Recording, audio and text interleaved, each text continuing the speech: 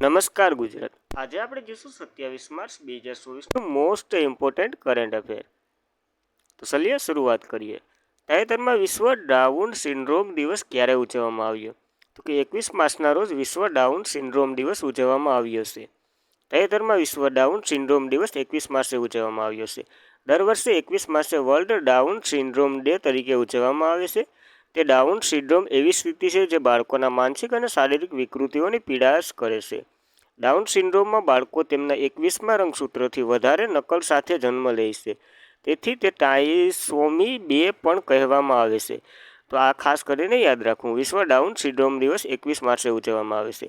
આ એક આનુવંશિક વિકાર છે જે બાળકની શારીરિક વિકાસમાં વિલંબ, ચહેરા લક્ષણો તફાવત અને બૌદ્ધિક વિકાસની વિલંબનું કારણ બને છે. આ બીમારી છે એક પ્રકારની જે 21મા રંગસૂત્રથી જોવામાં આવે છે. હવે 21 માર્ચ છે તો કે વિશ્વ વંશીય ભેદભાવ નાબૂદી માટે આંતરરાષ્ટ્રીય દિવસ. 21 માર્ચ છે તો કે વિશ્વ વનીકરણ દિવસ. 21 માર્ચ છે તો કે વિશ્વ કવિતા દિવસ. તો આ સાથે 21 માર્ચે 4 દિવસો ઉજવવામાં આવે છે. તો 4 જોઈ ગયા. હવે માર્ચ મહિનાના બધા જ દિવસોનું એકવાર રિવિઝન કરી લઈએ. 1 માર્ચ છે તો કે શૂન્ય ભેદભાવ દિવસ અને વિશ્વ સિગ્રામ દિવસ. 3 માર્ચ છે તો કે વિશ્વ વન્યજીવ દિવસ અને વિશ્વ સુનાવણી દિવસ. 4 માર્ચ છે તો કે રાષ્ટ્રીય સુરક્ષા દિવસ અને વિશ્વ સ્થૂળતા દિવસ. 5 માર્ચ છે તો કે નિરક્ષકરણ અને બિન પ્રજા જાગૃતિ માટે આંતરરાષ્ટ્રીય દિવસ ઉજવવામાં આવે છે.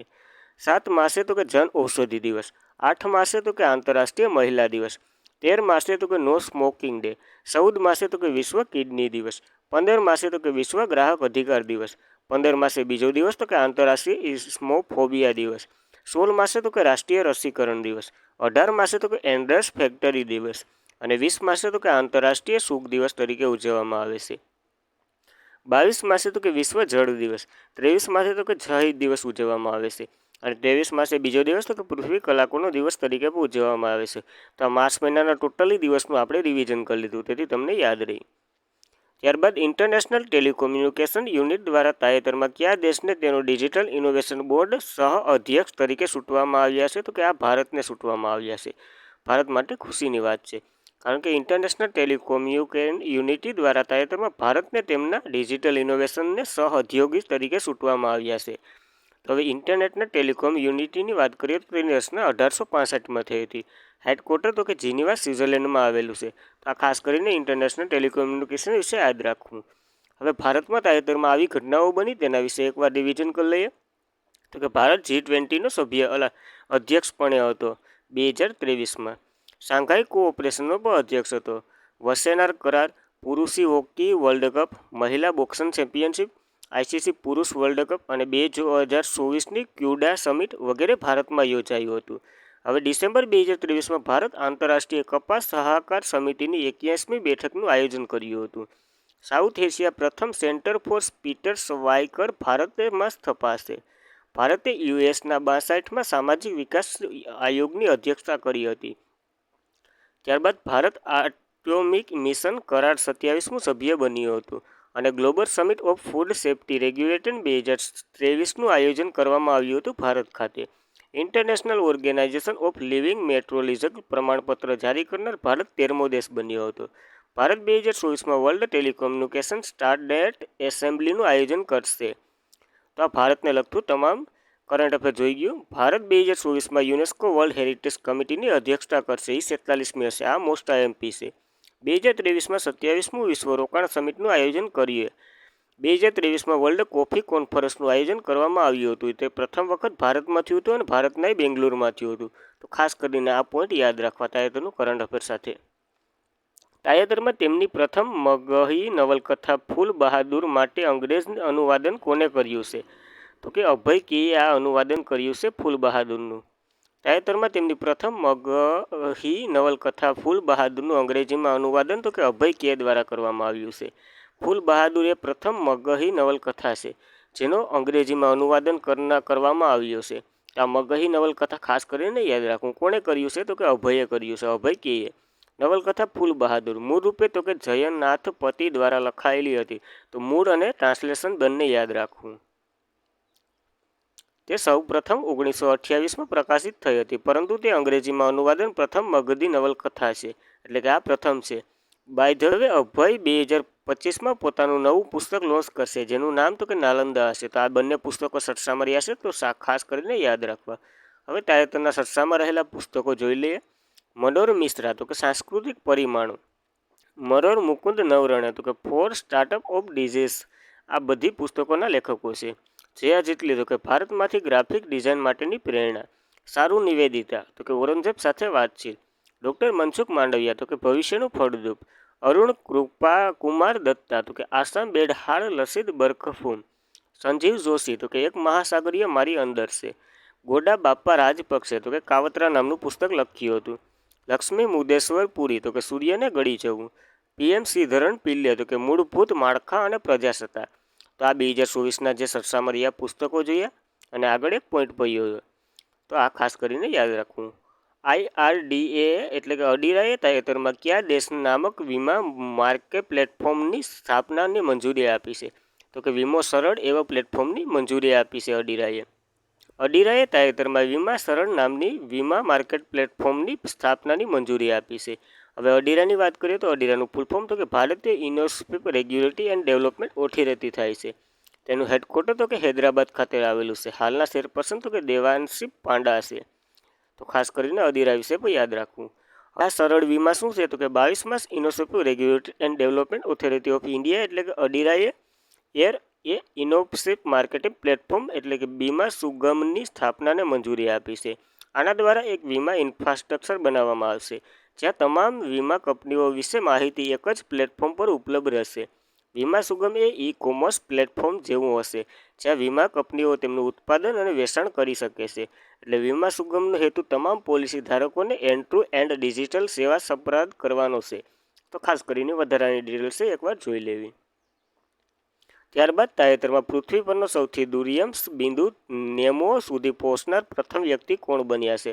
તો ક્રિસ બ્રાઉન બન્યા છે. આ પ્રથમ દૂર સુધી પહોંચનાર વ્યક્તિ તે બ્રિટનના છે. તાજેતરમાં પૃથ્વી પર સૌથી દુર્ગમ બિંદુ નેમો સુધી પહોંચનાર પ્રથમ વ્યક્તિ તો કે ક્રિસ બ્રાઉન બન્યા છે. નેમો પોઈન્ટ એ પૃથ્વીનો સૌથી દુર્ગમ સ્થળ માનવામાં આવે છે. તે જમીનથી પૃથ્વી પરનું સૌથી દુર્ગમ બિંદુ પર કહેવામાં આવે છે. આ આપણા ગ્રહ પર સૌથી રહસ્યમય અને દુષ્ટ સ્થાનમાંનું એક છે. તો ખાસ કરીને યાદ રાખવું. પ્રથમ વ્યક્તિ છે તો તે દક્ષિણ મહાસાગરમાં સ્થિત છે અને પૃથ્વી પરનું સૌથી દુર્લભ સ્થળ છે. આ એક કાલ્પનિક બિંદુ છે જે સર્વ ઇનેન્સ હો લુટકાટેએ 1992માં સોફ્ટવેર ઉપયોગ કરી અને તેમની શોધ કરી હતી. તો હવે ક્રિસ બ્રાઉન જે બ્રિટનના છે તે પેસિફિક મહાસાગર સ્થિત આ નેમો પોઈન્ટ પર પહોંચનાર ઇતિહાસના પ્રથમ વ્યક્તિ બન્યા છે. નેમો પોઈન્ટને ન્યૂઝીલેન્ડ પૂર્વ દક્ષિણ પેસિફિક મહાસાગરમાં સ્થિર એક બિંદુ છે. તો ખાસ કરીને યાદ રાખવું. ત્યારબાદ તાજેતરમાં કયા દેશે ભારતીય એથ્લેટ કેલિફોર્નિયામાં 10,000 મીટર એટલે કે 10 કિલોમીટર દોડને રાષ્ટ્રીય રેકોર્ડ તોડ્યો છે? તો કે ગુલબદ્ધ સિંહે તોડ્યો છે આ રેકોર્ડ. આ રેકોર્ડ પહેલાં કેના નામે હતો? તો કે સુરેન્દ્ર સિંહના નામે હતો. તાજેતરમાં ગુલબીદર સિંહ ભારતના એથ્લેટ કેલિફોર્નિયા 10,000 મીટર દોડ રાષ્ટ્રીય રેકોર્ડ તોડ્યો છે. ઉત્તર પ્રદેશના ગુલબીદ સિંહ 17 માર્ચ 2024ના રોજ કેલિફોર્નિયા સાન જુઆન કોમ્પ્લેક્સનો યુએસમાં યોજાયેલ ધ 10 2024 એથ્લેટ મીટરમાં પુરુષમાં 10,000 મીટરથી 16 વર્ષ જૂની રાષ્ટ્રીય રેકોર્ડ તોડ્યો હતો. તે રેકોર્ડ પહેલાં સુરેન્દ્રસિંહના નામે હતો. તો ખાસ કરીને સુરેન્દ્રસિંહને અને ગુલબદર સિંહને યાદ રાખવા. ત્યારબાદ તાજેતરમાં Garuda aerospace border patrol સર્વેન્ટ don't છે તેનું નામ શું રાખવામાં આવ્યું છે? એટલે કે તાજેતરમાં ગરુડ એરોસ્પેસ બોર્ડર પોર્ટલ સેન્ટરે ડ્રોન લોન્ચ કર્યું છે. તેનું નામ તો કે એને ત્રિશુલ રાખ્યું છે. તો તાજેતરમાં Garuda aerospace border patrol servant drone launch કર્યું છે. તેનું નામ તો કે ત્રિશુલ રાખવામાં આવ્યું છે. તે ડ્રોન ઉત્પાદન ગરુડ એરોસ્પેસ દ્વારા બનાવવામાં આવ્યું છે. સહયોગ તો કે પેટ્રોલિયમ સર્વેલન્સ છે. તેનું નામ તો કે ડ્રોન એને બંનેએ લોન્ચ કર્યું છે. તેથી આ સરહદ પેટ્રોલિંગ અને સર્વેન્ટ ડ્રોન ત્રિશુલનો ઉપયોગ લોકોના હિમાચલ કુદરતી આફતો પર નજર રાખવા અને ટ્રાફિક મૂલ્યાંકન કરવા માટે આ ડ્રોનનો ઉપયોગ કરવામાં આવશે. એટલા માટે સરસામાં છે. ગરુડ એરોસ્પેસ એ ડ્રોન સ્ટાર્ટઅપ કંપની છે જેની સ્થાપના તો કે અર્ગશ્રી જયપ્રકાશ દ્વારા કરવામાં આવી હતી 2015માં. હેડક્વાર્ટર તો કે ચેન્નાઈ ખાતે આવેલું છે. આ ગરુડ સ્પોર અને ડ્રોન ત્રિશુલ વિશે માહિતી યાદ રાખવી. ત્યારબાદ તાજેતરમાં ડ્રોન વિશે માહિતી લઈ લે. ભારતમાં ડ્રોન શક્તિ 2023નું આયોજન તો કે ગાઝિયાબાદ ઉત્તર પ્રદેશમાં થયું હતું. ભારતે ઇન્દ્રજાળ નામનું વિશ્વની પ્રથમ એઆઈ સંચાલિત એન્ટી ડ્રોન સિસ્ટમ લોન્ચ કરી હતી. ભારતનું પ્રથમ પોલીસ ડ્રોન યુનિટ ક્યાં સ્થાપવામાં આવ્યું હતું? તો કે ચેન્નાઈમાં. ભારતનું પ્રથમ ડ્રોન પરીક્ષણ કેન્દ્ર ક્યાં ખુલ્લું કરવામાં આવ્યું હતું? તો કે તમિલનાડુમાં. ભારતના પ્રથમ પેસેન્જર ડ્રોન પીએમ નરેન્દ્ર મોદીએ લોન્ચ કર્યું હતું. વરુણ દ્વારા અનાવરણ કરવામાં આવ્યું હતું આનું. ત્યારબાદ ડ્રોન નીતિને મંજૂરી આપનાર પ્રથમ રાજ્ય કયું બન્યું હતું? તો કે હિમાચલ પ્રદેશ. આરોગ્યની સંભાળ માટે ડ્રોન લોન્ચ કરનાર પ્રથમ રાજ્ય કયું બન્યું હતું? તો કે ઉત્તરાખંડ. કયા દેશમાં ડ્રોનની આયાત પર પ્રતિબંધ મૂકવામાં આવ્યો છે? તો કે ભારત. ભારત પોતે જ નિર્માણ કરશે. નાગરિક એરોસ્પેસ ડ્રોનની મંજૂરી આપનાર પ્રથમ દેશ? તો કે ઇઝરાયલ હતો. દેશની પ્રથમ ડ્રોન શાળા? તો કે ગ્વાલિયર મધ્યપ્રદેશમાં બની હતી. ભારતની પ્રથમ ડ્રોન ફોરેન્સિક લેબની સ્થાપના? તો કે કેરળમાં કરવામાં આવી હતી. આ ડ્રોન વિશે માહિતી લઈ લીધી. ત્યારબાદ પ્રથમ રાષ્ટ્રીય ગતિ સંવર્ધન પાર્ક સુવિધા ડીબીટી સ્પીડ સ્ટીડરનું તાજેતરમાં ક્યાં ઉદ્ઘાટન કરવામાં આવ્યું છે? તો કે પંજાબમાં આનું ઉદ્ઘાટન કરવામાં આવ્યું છે. પ્રથમ રાષ્ટ્રીય ગતિ સંવર્ધન પાર્ક સુવિધા ડીબીટી સ્પીડ સ્ટડીનું તાજેતરમાં મોહાલી પંજાબમાં ઉદ્ઘાટન કરવામાં આવ્યું છે. તો આ એક પ્રકારની પાક સુધારા માટેની ઉપજ છે. તો ખાસ કરીને પોઈન્ટ યાદ રાખવો. ત્યારબાદ ભારતનું પ્રથમ જોઈ લઈએ તો કે પ્રધાનમંત્રી વિશ્વકર્મા યોજના અમલ કરનાર પ્રથમ રાજ્ય અથવા યુનિયન ટેરેટરી? તો કે જમ્મુ કાશ્મીર હતું. ફાલ્કન 9 રોકેટ લોન્ચ થનાર ભારતનું પ્રથમ ઉપગ્રહ? તો કે GSAT-20 હતો. દેશની પ્રથમ સ્વસ્થ અને સ્વસ્થ ફૂડ સ્ટીલનું નામ? તો કે પ્રસાદમ છે. ભારતનું પ્રથમ કેન્દ્રીય ભંડોળ પ્રાપ્ત કરનાર ગ્રાહ્ય અભયારણ્ય? તો કે ઉત્તર પ્રદેશનું મુઝફ્ફરનગર હતું. જાતિ આધારિત વસ્તી ગણતરી કરનાર બીજું રાજ્ય? તો કે આંધ્રપ્રદેશ હતું. ભારતનું પ્રથમ ગ્રાફિક કેન્દ્ર ઇન્ડિયા ઇનોવેશન સ્ટેટ ફોર ગ્રાફિકની સ્થાપના કયા રાજ્યમાં કરવામાં આવી હતી? તો કે કેરળમાં. દેશમાં સૌ પ્રથમ વખત માર્ગ અકસ્માતને ઘટાડવા માટે રોડ સેફ્ટી ફોર્સની રચના કરનાર રાજ્ય? તો કે પંજાબ હતું. તમામ અકસ્માતગ્રસ્તોને સ્થળોના નકશા બતાવનાર પ્રથમ રાજ્ય? તો કે પંજાબ હતું. ભારતનું પ્રથમ સંશોધક આઈઆઈટી સેટેલાઇટ કેમ્પસ ક્યાં સ્થાપિત થશે? તો કે ઉજ્જૈનમાં. અને દેશનો પ્રથમ યુનિટી મોલ બનાવવામાં આવશે ક્યાં? તો કે ઉજ્જૈનમાં. ત્યારબાદ નેપાળ દ્વારા તાજેતરમાં કોને તેની પ્રવાસી રાજધાની તરીકે જાહેર કરવામાં આવી છે? તો કે પોખરાને તેમની પ્રવાસી રાજધાની તરીકે જાહેર કરવામાં આવી છે. ઓફિશિયલી રાજધાની? તો કે કાઠમંડુ છે. વહીવટી રાજધાની કાઠમંડુ છે અને પોખરાને તેમની પ્રવાસી રાજધાની જાહેર કરી છે. તો ખાસ કરીને આ 2 પોઈન્ટ યાદ રાખવા. હવે નેપાળ વિશે માહિતી લઈ લે. તો ચલણ? તો કે નેપાળી રૂપિયો છે. કેપિટલ? તો કે કાઠમંડુ છે. પ્રમુખ? તો કે રામચંદ્ર પોંડેલ હશે. અને પીએમ? તો કે પુષ્કર કમલ દહલ છે. તો ખાસ કરીને પોઈન્ટ યાદ રાખવા. ત્યારબાદ વનલાઇનર સ્વરૂપે કરંટ અફેર જોઈ લઈએ મિત્રો. તે પહેલાં ચેનલ ઉપર નવા હોય તો ચેનલને ખાસ કરીને સબસ્ક્રાઇબ કરવી, કારણ કે આવી માહિતી તમને ગુજરાતમાં કોઈ એકેડેમિક અથવા કોઈ ચેનલ આપી નથી. તો વિડીયોને શેર કરો એથી તમારા મિત્રો પણ આ માહિતી લે અને લાઇક કરો. યુએસએ, બ્રિટન અને ઓસ્ટ્રેલિયા સબમરીન નિર્માણ માટે SSN અશુકુસ કરાર પર હસ્તાક્ષર કર્યા છે. હુરુન રિસર્ચ ઇન્સ્ટિટ્યૂટના રિપોર્ટ અનુસાર મુંબઈ એશિયાની અબજોપતિની રાજધાની બની ગયું છે. ફ્રેન્ચી ગણિતશાસ્ત્રી મિલેન ટાલાગ્રાન્ટને અબેલ પુરસ્કારથી સન્માનિત કરવામાં આવશે. પશ્ચિમ બંગાળમાં ડોલા જાત્રા ઉત્સવ ઉજવવાની શરૂઆત થઈ. NPCI સાથે ભાગીદારી ફેડરલ બેંક કોન્ટ્રાલેન્ટ લોન્ચ કરી છે, જેને પેમેન્ટ માટે ફેલેસ પ્રેપ શરૂ કર્યું છે.